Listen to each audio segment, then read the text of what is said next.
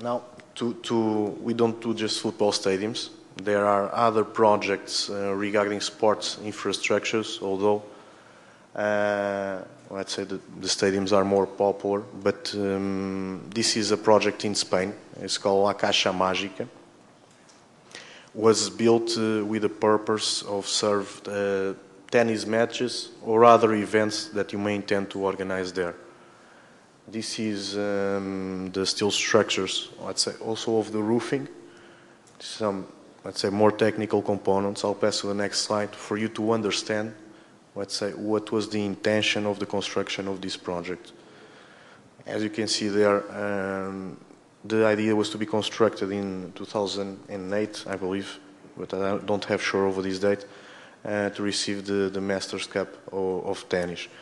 This is divided in, let's say, 3 stadiums for tennis, with the most interesting detail here being the roofing structure that is retractable, as you can see on the left image and also on the right, becoming the stadium useful not only during the summer period but during all day long.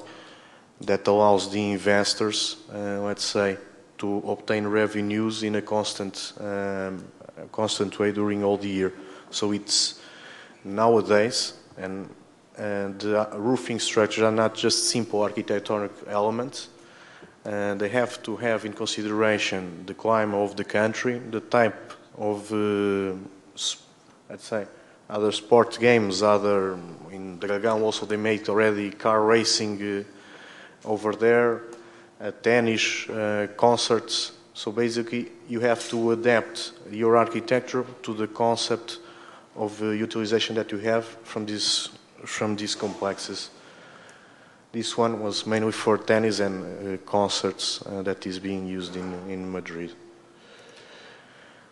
More technical presentation of another type of building, also not a football stadium, just for you to realize again the multi-purpose of this type of buildings. This is Las Arenas in Barcelona, and let's call it this a leisure center that, in my opinion, can also be used for tennis matches, other type of, let's say, sports activities that not football.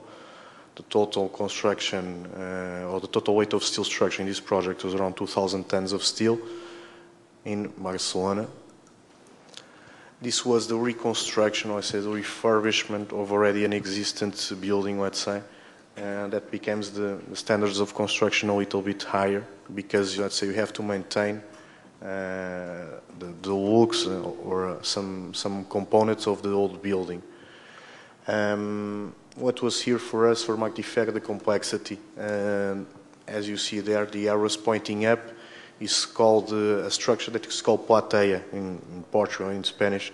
Basically, you have to elevate a big quantity of steel already prefabricated, pre-assembled on factory, and to take it out in one time for the roof. You'll see here now in more detail. This is more or less how it resembles the structure, with 120 tons, 25 meters of diameter, so a big span, and you have to erect it 30 meters height. What is the problem? Again, you have limited space, the timing of execution of the project was short, and we need, let's say, to be more inventive on the way that we put this there. With tower cranes was not possible, or if it was very expensive. That is also, in terms of construction, that you have to have in consideration in order to have competitive prices, because the client has to rentabilize the investment and should be the price as low as possible. How would we do it? Let's say we design it ourselves, and here is just a snapshot of a 3D model. We design it ourselves, a tower provisionary structure with a mechanical installation to erect all the plateia until 30 meters height. You'll see here the next steps. This is, let's say, the real picture of execution on site. Then, as soon as we went up, we need to disassemble the bracings of the upper, let's say, floor of the tower, to assemble it where we took it on the below floor, and let's say to make all this until we reach the 30 meters height, more or less as it is shown here in this diagram. All the mechanical installation was also designed by us and built in our factories in Portugal, this stage. And then also the works were made during the evening most of the time to coordinate also with the other activities on site to make the project in the deadline requested. This is just a global view of the, let's say, of the building for you to understand that even restructuring old buildings, and some places in Europe they are not just demolishing and making new stadiums, making new buildings. Of course, sometimes it's more expensive, but if the place has an history, a culture, let's say something that the country identifies with, is very different solutions that we can use to maintain the, let's say, the main characteristics of the building and provide the country, let's say, with a full equipped new building for the sports practices.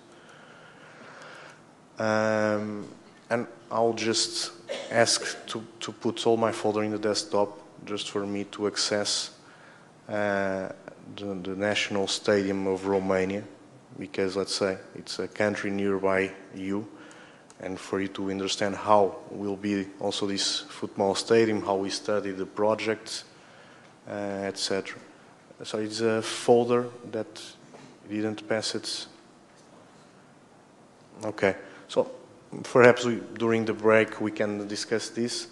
Let's say resuming.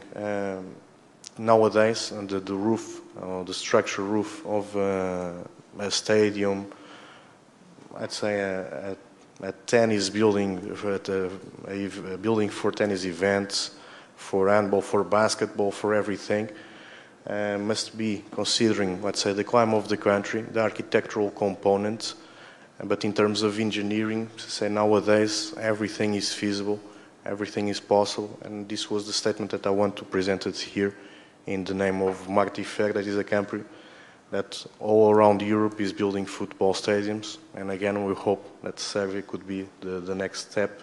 So thank you very much.